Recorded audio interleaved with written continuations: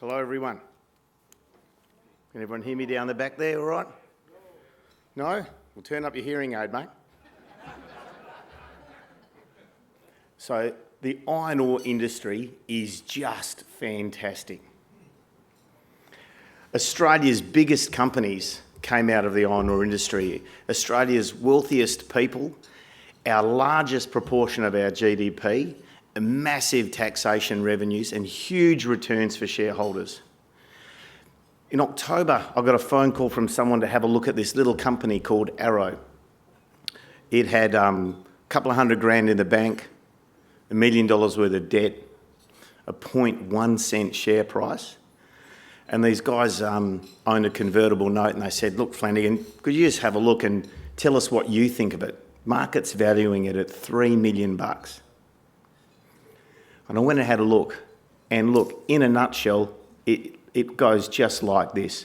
They've got 40 kilometres of strike of the rocks which host the Simandou mineralised system. And if you only have 1 kilometre of that strike to deliver a deposit, you are away to the races.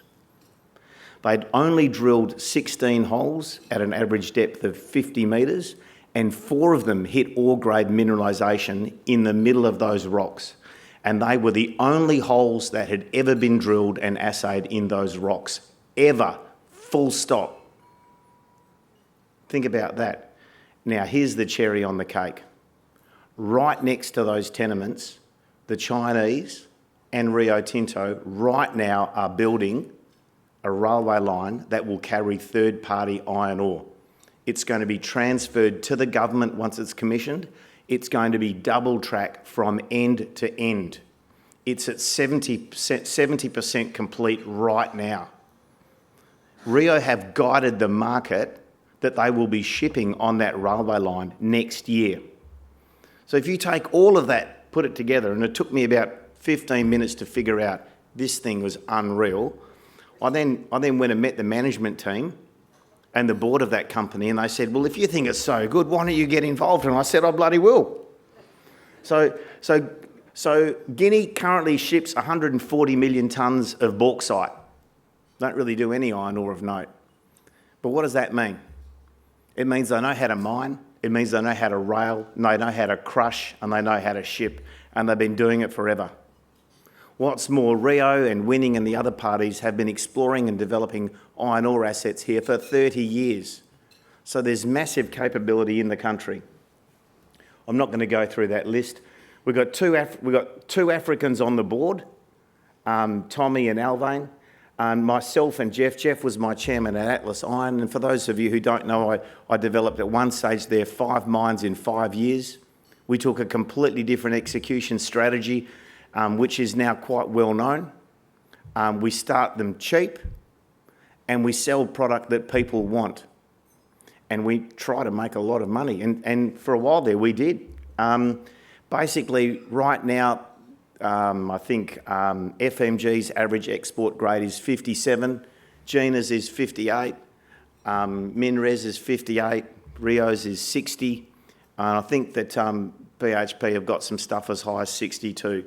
So please, don't be concerned with the fact that FMG and Gina are selling sub 60% product.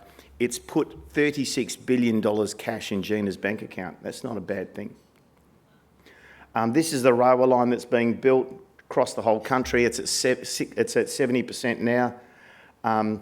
Basically goes within 25 k's of our tenement. That's the port about 8 months ago. That's the rail car dumper. There's the marshalling yards. There's one of the bridges before they put the lid on it. But basically, everyone can see this map. You've got Rio to the south, then Winning, and then the geology runs onto our ground. It looks like our geology is a bit more broken up than theirs, but they actually have mapped theirs and just not published it for the public. No one else can see it.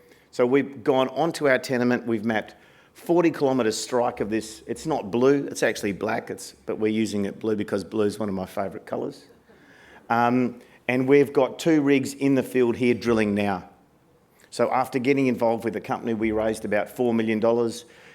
We went and sort of put 2 rigs into the field and started drilling. We reported the results from our first 4 holes the geology that was logged was basically we hit hematite in those holes, and there's 46 more holes to be drilled.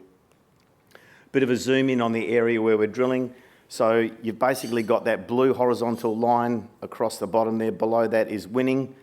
Keep in mind that, does anyone here know what 4.6 billion tonnes at 65% is worth in situ?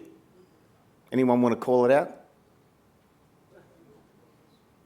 4.6 billion tonnes of iron ore in situ has a dollar value equivalent to 1 trillion Aussie dollars. And that deposit starts 15 kilometres south of that blue line.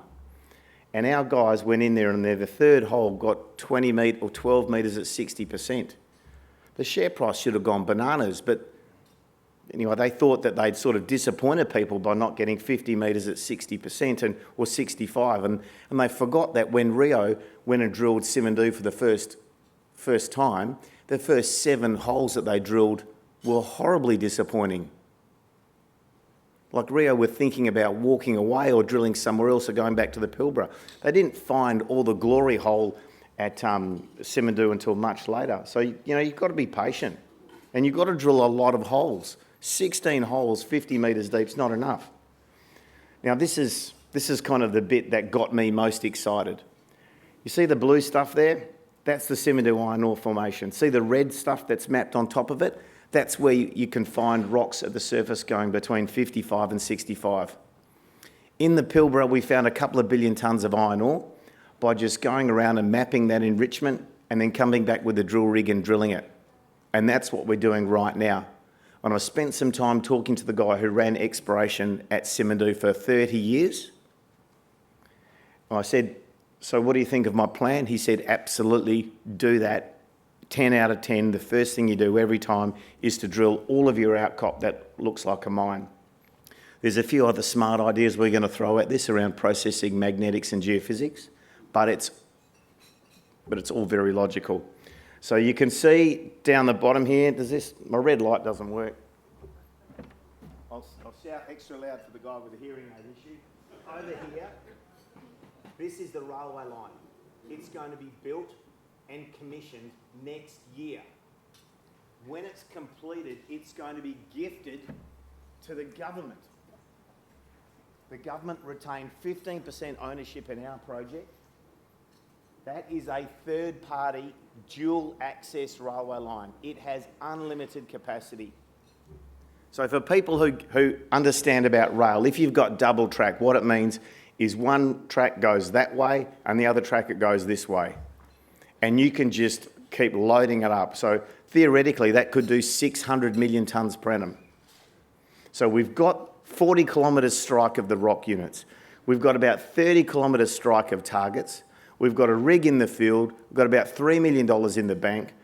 We're drilling. We're going to report results. And over the next year, you're going to see that railway line get commissioned. Tick.